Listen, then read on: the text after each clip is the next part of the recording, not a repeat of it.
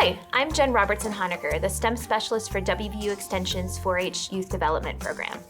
And I'm Ben Honecker.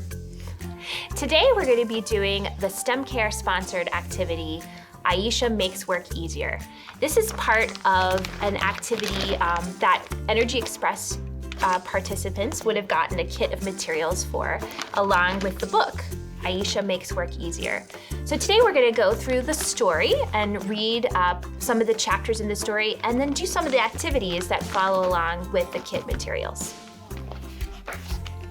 Breakfast with Malcolm. Breakfast is served. Aisha danced across the kitchen with a carton of milk in her hand. It won't be served if you spill that milk all over the floor, her brother Malcolm said.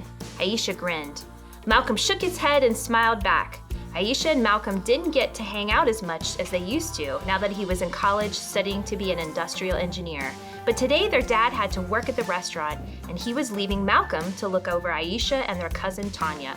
When Malcolm first went to college, Aisha had no idea what an engineer did. But now she knew. Engineers are people who use their creativity and knowledge of math and science to design things, systems, or processes that solve problems. Aisha was very proud of her brother. Aisha's dad walked into the kitchen. So how are my two favorite children going to spend their Sunday in Boston, he asked. Aisha planted her hands on her hips. Tanya and I have big plans for you today, Malcolm. Malcolm raised his eyebrows. Oh, really? Aisha nodded. You can take Tanya and me to work with you. Malcolm had gotten a summer job at a nearby factory, a potato chip factory. Aisha had been begging Malcolm for weeks to take her to work with him. We'll go to the potato chip factory, Aisha continued, and I'll make up my own flavor and they'll name it after me, and then I'll be famous, and... There she goes again, Dad said. Whoa there, kiddo, said Malcolm. In case you've forgotten, today is Sunday. The potato chip factory is closed. That's why I'm lucky enough to be your babysitter, remember? Besides, I told you we could only go if you and Tanya had completed your summer projects. Oh yeah, Aisha sighed. It was almost the end of summer, and Aisha and Tanya were supposed to have projects to show on their first day of school. The projects had to be about something they learned over their vacation. Aisha couldn't understand why she had to do any schoolwork at all in the summer. Maybe you and Tanya can come up with a project in the morning, and then we can go do something in the afternoon, Malcolm said. Dad gathered his uniform and work bag from the table. Now that you have a plan, I'm off to the restaurant to create my latest masterpiece, the Daily Special. I'll see you for lunch. Here we can see they're going to start making some plans for their summer project. Malcolm's game. When Tanya arrived, the girls sat in the dining room trying to think of something they'd learned or done over the summer that would make a good project. Malcolm sat down at the other end of the table, spreading out some drawings. Since you two are finally getting down to business, I thought I'd do some work of my own, he said. Tanya peered over his shoulder. I thought you worked at a potato chip factory. What do all these drawings have to do with making potato chips? Or eating them, Aisha asked. You do get to eat the chips, don't you? Sometimes, said Malcolm, but mostly I help the factory improve the systems that their workers use. I try to make their work easier, or faster, or safer. That's what industrial engineering is all about. What do you mean? Tanya asked. I'll give you an example. See my textbooks. See the textbooks? He pointed to a pile of thick books. Pretend they're a crate of potatoes. Try pushing them across the table. Aisha pushed the books and slid them from one end of the table to the other. Wow, they're pretty heavy. Malcolm reached into his book bag and pulled out a bunch of pencils. He lined them up on the table and put the pile of books on top. Try pushing them now. Hey, that's a lot easier, Aisha exclaimed. The pencils act like little wheels. They help make work easier by reducing friction, Malcolm explained. Making work easier, Tanya said. Last year in school, we studied things that help make work easier. Simple machines. Things like levers and wheels and axles, right? Exactly, said Malcolm. We use lots of simple machines at the factory. All the big machines are made up of smaller parts called subsystems. A lot of the time, those subsystems are made up of simple machines. The simple machines help the workers get more done because each job is easier, and the workers are less likely to get hurt too. That's what we can do our project on, Aisha cried. We can show how simple machines make the work at our factory easier. Now you're thinking, Malcolm said. With that project, it looks like you'll finally get your wish to go check out the chips. We'll go sometime this week. The girls cheered. But, he added, I think there's a lot of cool stuff you could learn about simple machines before we head to the factory. Aisha frowned. Like what? Simple machines aren't just in factory subsystems, Malcolm said. They make work easier all over. Let's go on a scavenger hunt. If you show me some simple machines that you spot today, I'll show you how I use them at the factory. Deal? Deal, the girls shouted. I think I know a good place to start, said Malcolm. Let's go visit my friend Sean at the theater. I bet he'll have lots of simple machines to show us. As Aisha reached for the door of the coat closet, she called out, Hey, I found one. She pointed to the door handle. A lever, you're right, said Malcolm. And inside the handle, where we can't see, there's another simple machine, a wheel and axle. See, we haven't even left the house yet, and you're already well on your way. So here we can see the door that's both a lever and a wheel and axle. In the story chapter that we just read, Aisha, Tanya, and Malcolm were talking about simple machines, and they were gonna go on a simple machine scavenger hunt. Let's go on a scavenger hunt here on the table. So on the table, we have all 6 examples of the simple machines. Can you point them out to me one at a time? Where's one? Point one out to me. Well, this is a screw. This is a screw, right. So a screw lid is a type of screw, right? And what are some other types of screws? Examples like a screw. A screw, right? Or a wine corkscrew is another example. Yeah, there's lots of examples in your home that are screws. What about what's inside of this container? There's a pulley. Yeah, these are pulleys, right? And so some other examples of pulleys you might see in everyday life would be a crane or a flagpole. Those are types of pulleys, okay? What other examples do we have here on the table? There's a wheel and axle. A wheel and axle. So what's the example of the wheel and axle here on the table? Well, there's these cars and also on the pulley. There is, right. On this pulley, there's a wheel and axle, and these cars are examples of a wheel and axle. Great. Other examples around the house would be a doorknob, right? What are some other examples? Can you think of any? A car, your bicycle, right? Bicycle. Yeah. What else do we have here? What's this? That's an inclined plane. Right, and an inclined plane, sometimes we call it a ramp. A slide is an example of an inclined plane. All right, we're still missing 2 types of simple machines, and we have here at the table. Can you think of them? The lever. The lever, right? So a lever is a bar or a board with a fulcrum point. Here we can see a seesaw is a type of lever. The back of a hammer is a type of a lever. A crowbar, a wheelbarrow is a type of lever.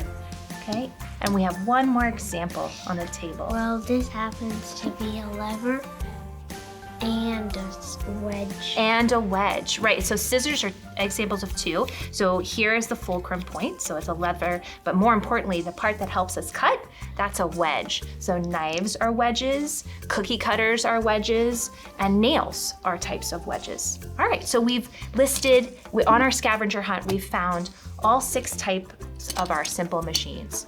Screws, pulleys, wheel and axle, lever, wedge, and an inclined plane. Good job. All All right, so let's open up our kit. And again, if you are an Energy Express participant this summer, you should have received the Aisha Makes Work Easier book and the kit material. So let's open this up.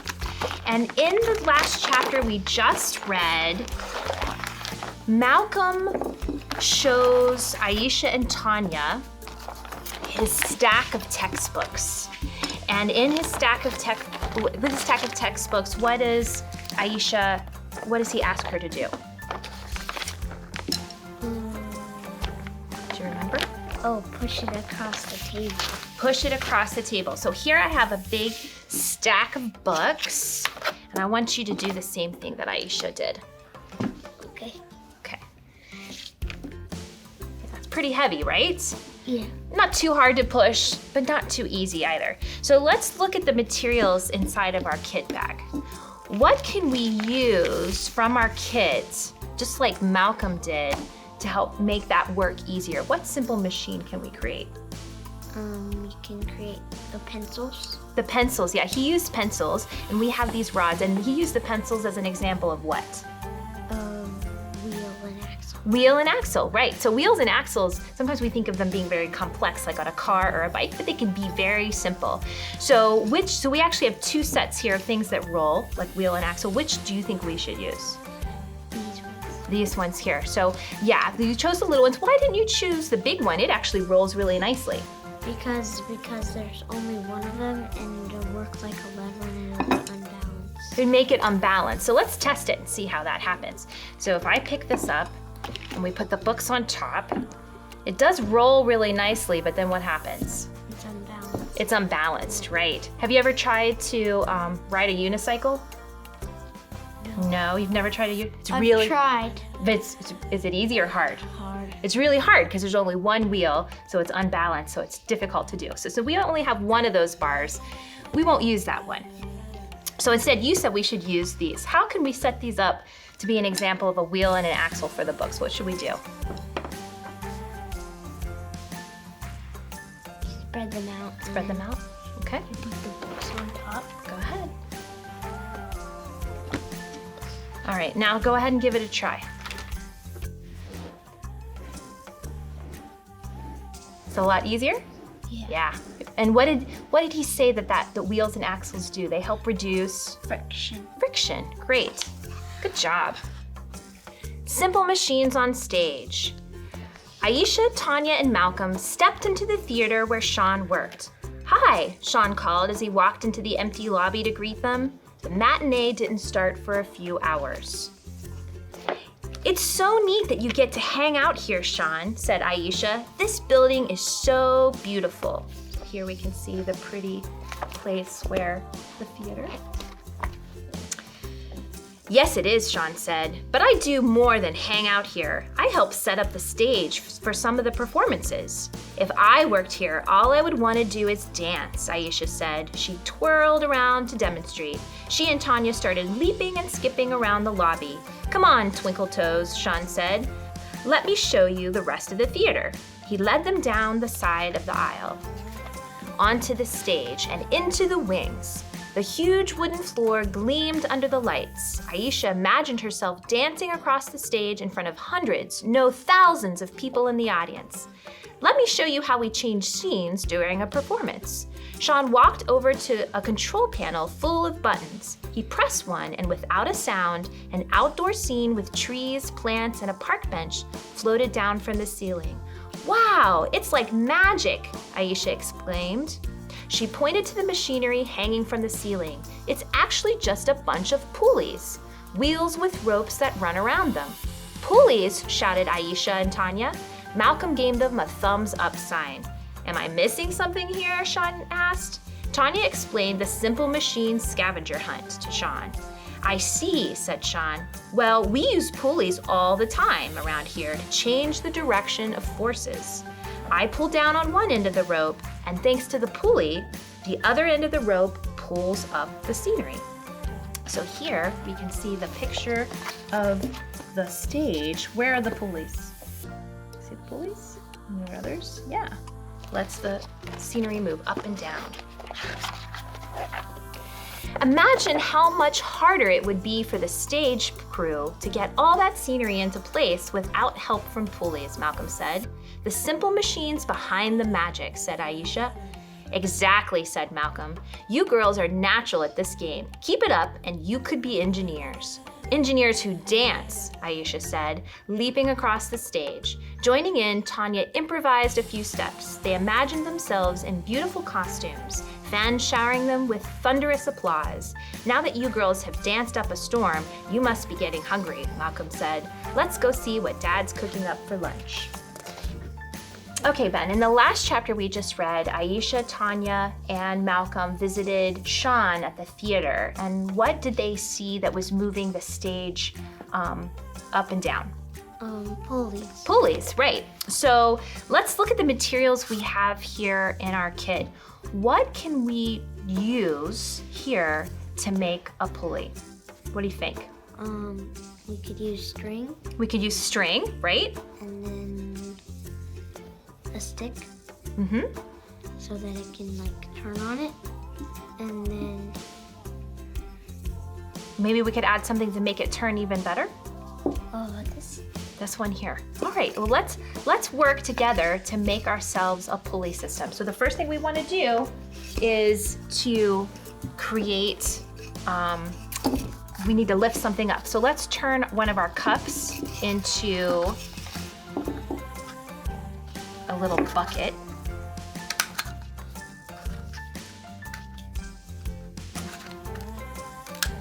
And then we're going to use the string. We'll use scissors or wedge. All right, let's get a nice long piece of string.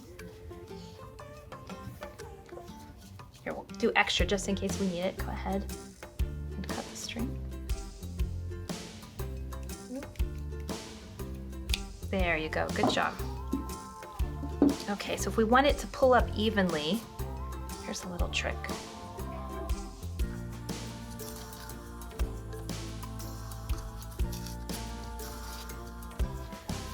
We're gonna make a triangle. Triangles are very useful in engineering.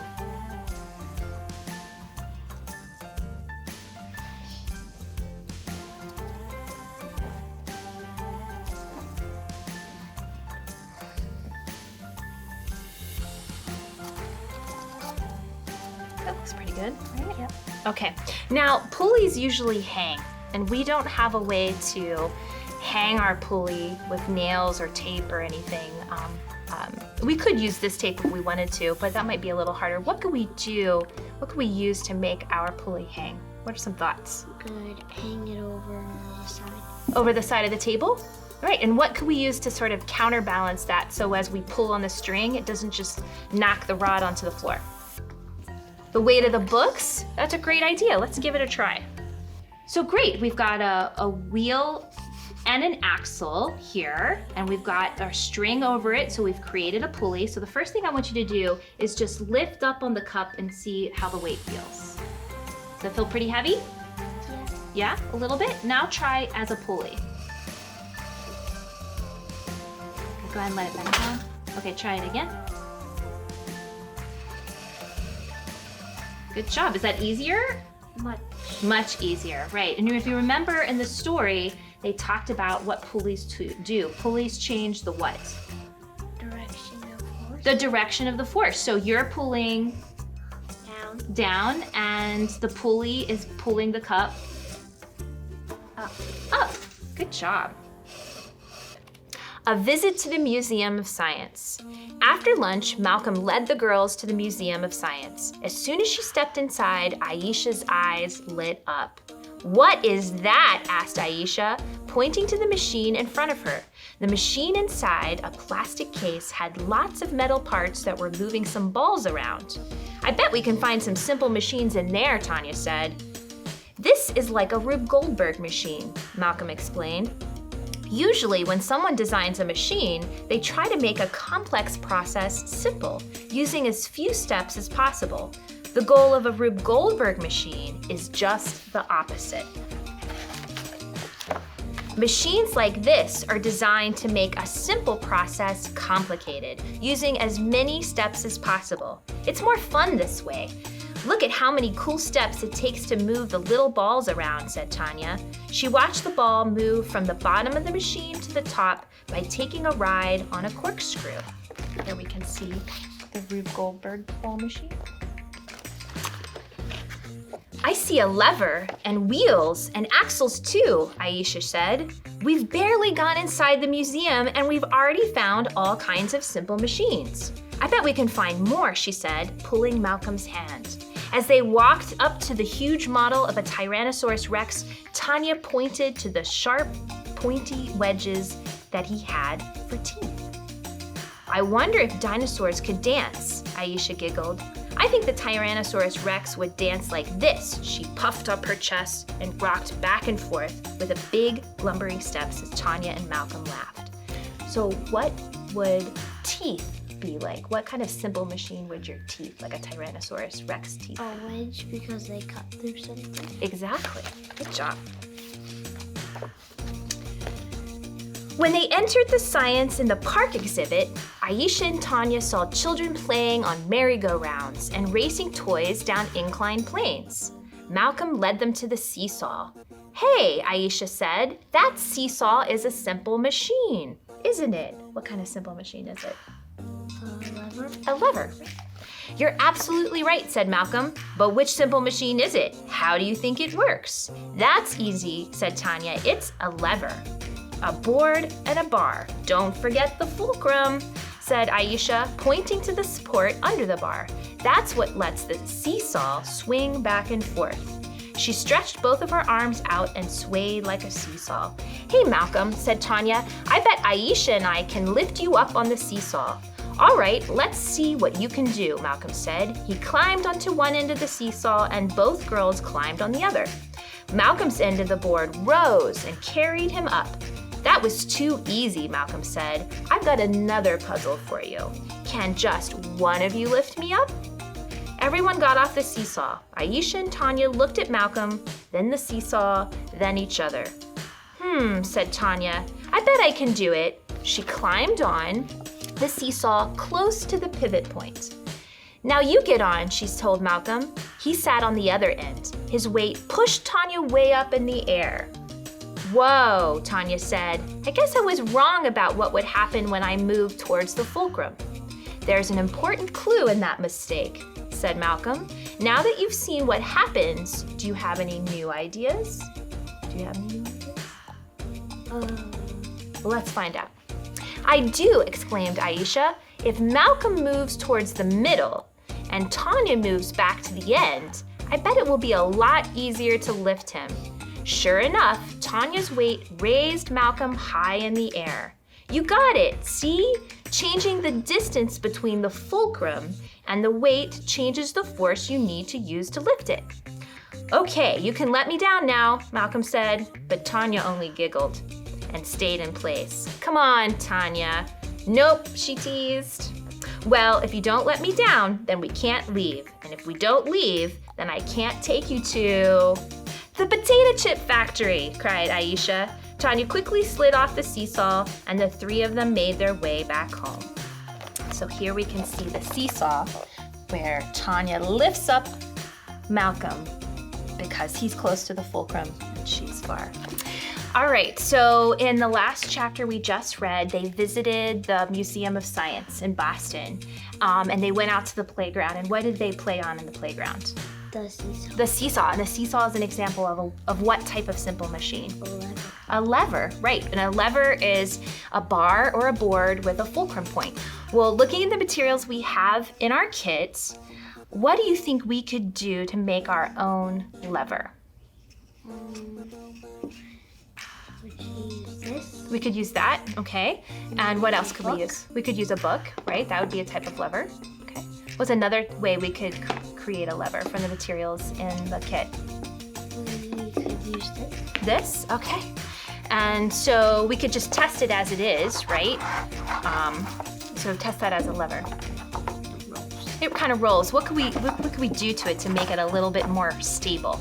We could tape it. We could tape it. Okay, so let's try that. Do you want your fulcrum point to be centered? Yeah. Oh, okay. I'll hold it down and you tape it.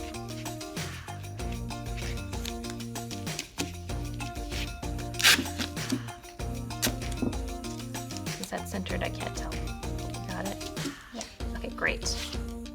All right, you want to test it again? All right, so in the beginning, they sat on the seesaw like you normally would, right? And Tanya and Aisha were on either ends. And so we could demonstrate that with our cups by putting our cups on either end. And Aisha and Tanya are about the same weight, so they were able to balance each other out pretty easily, right? Yeah.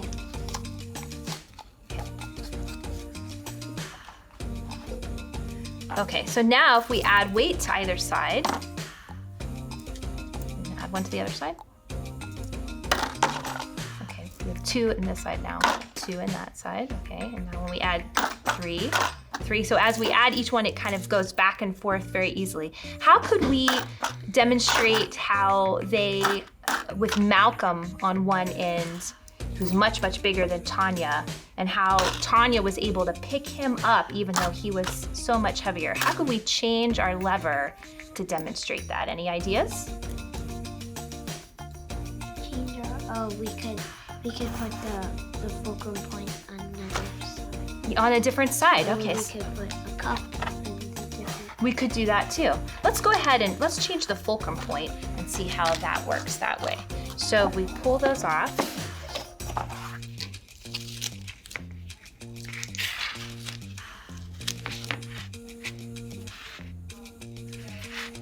oops.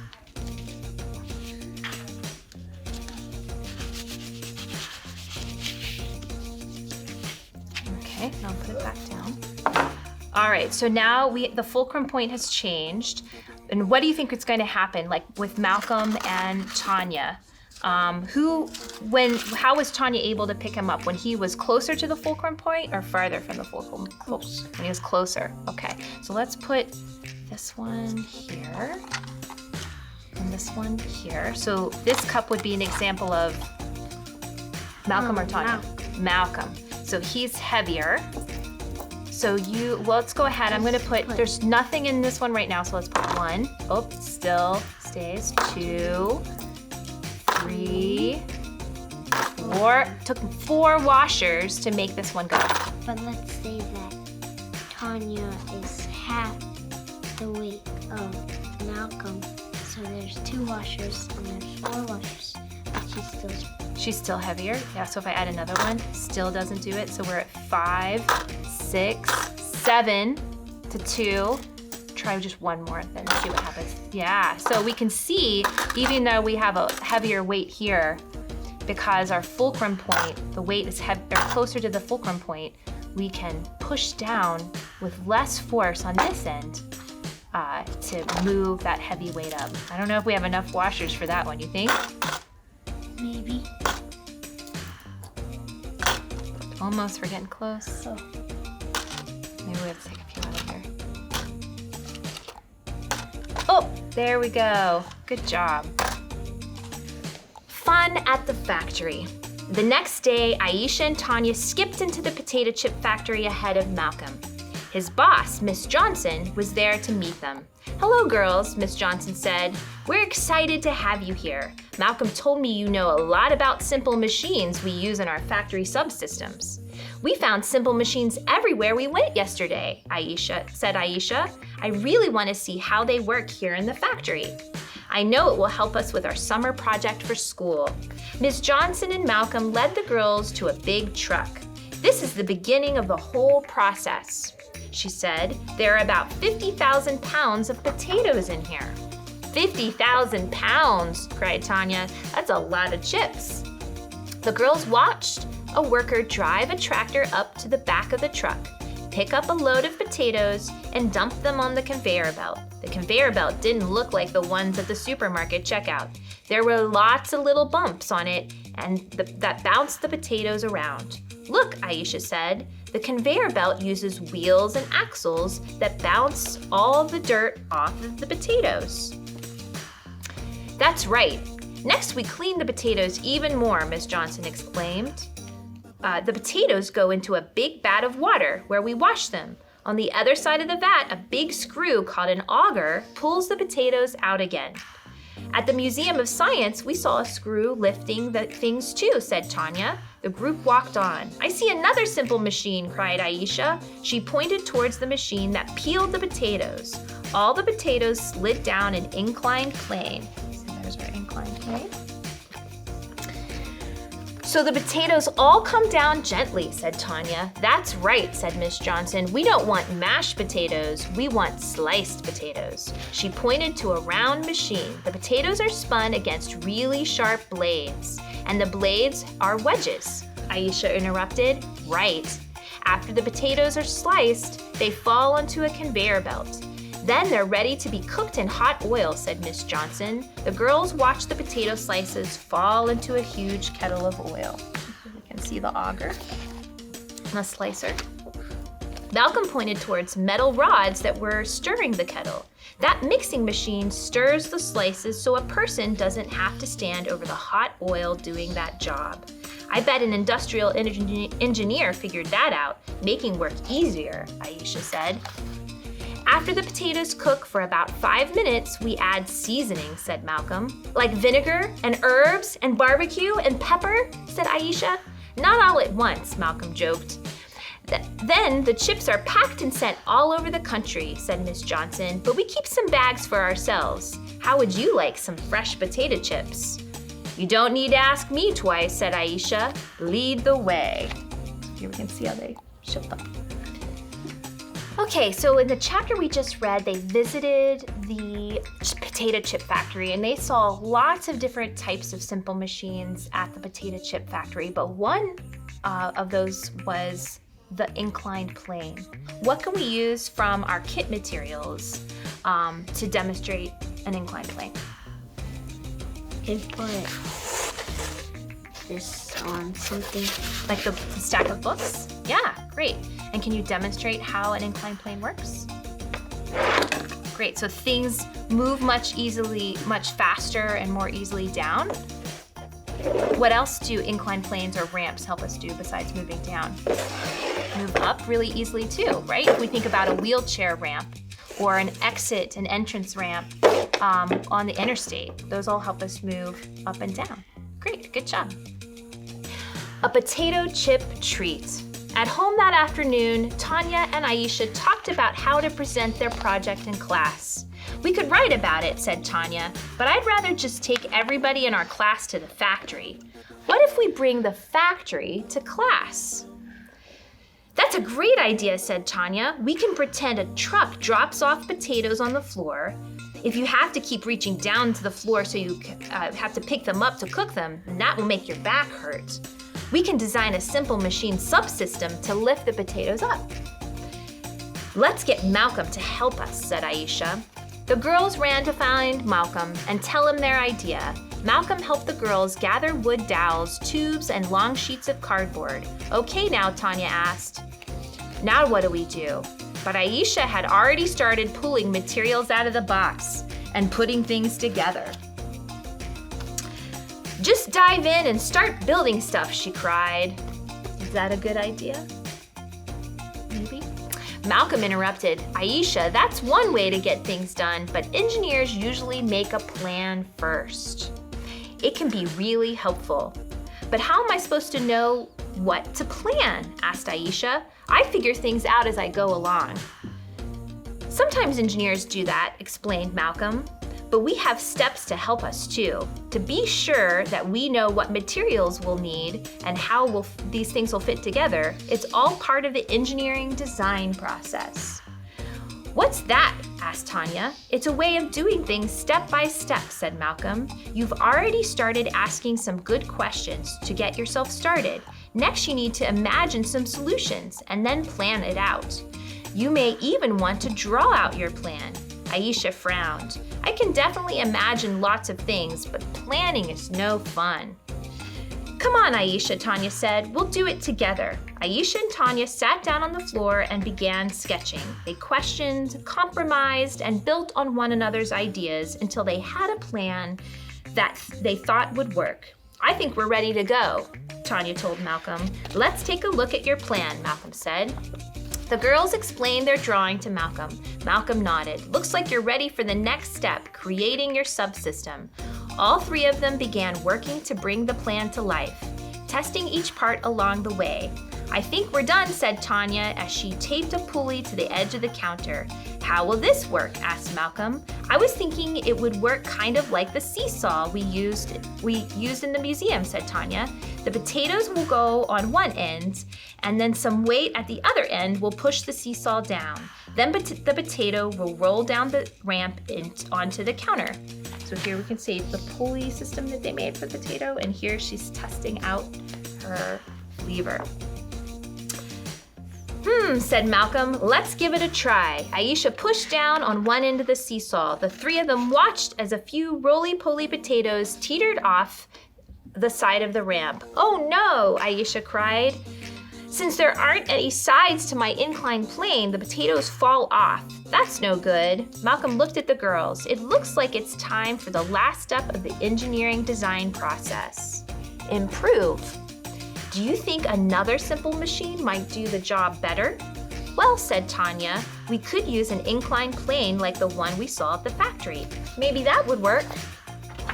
And we could even make a cart with wheels and axles to carry the potatoes up the inclined plane, Aisha added. The girls and Malcolm worked on their inclined plane and cart until they were satisfied with the whole system. Well, look at that, said Malcolm. You girls really are engineers. I can't wait to show everyone at school all the stuff we learned this summer, said Aisha. The girls began to giggle as they danced their way over to Malcolm to give him a big hug. Here we can see their whole subsystem. And what kind of simple machines do they have in their subsystem? A pulley, an inclined plane. An inclined plane, and then wheel and axle. And wheel and axle. Yeah, very good.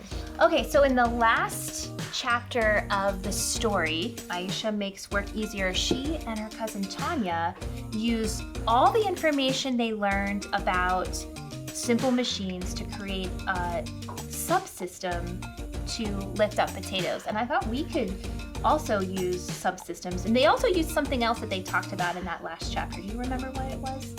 And helping them create their plan. They use the plan. What that's called is the engineering design process. Yeah, the engineering design process. So we'll want to make sure we use the engineering design process, and that's the process that engineers and scientists use too to help them come up with a plan to do something, to solve a problem. And the steps of the engineering design process are ask, imagine, plan, create, and improve. So as we're creating our subsystem, we'll want to make sure that we keep that process in mind as we plan, create, improve our subsystem. Now, their subsystem was about potatoes, right? And trying to pull the potatoes up to the table without having to lift them. I thought we could make our subsystem into a Rube Goldberg machine. Do you remember when they talked about Rube Goldberg machines in the story? When they were at the museum? Yeah, and do you remember what a Rube Goldberg machine is? It was a simple task that was super lots of complicated stuff. Right, so instead of, usually we design machines to make complex work simple. In a Rube Goldberg machine, we take a simple task and we make it complex. So we're going to try to use our simple machines. So we talked about levers, inclined planes, pulleys, wheel and axle, wedge, and screw. Right? We'll try to use as many of those simple machines as we can to develop a subsystem that waters a plant. That's going to be our simple task, is watering a plant, but we're going to do it in a complex system for our Rube Goldberg machine. And what process are we going to use us to help to create? The engineering design process. Are you ready? Yep. All right, so let's use the materials on the table. Let's start.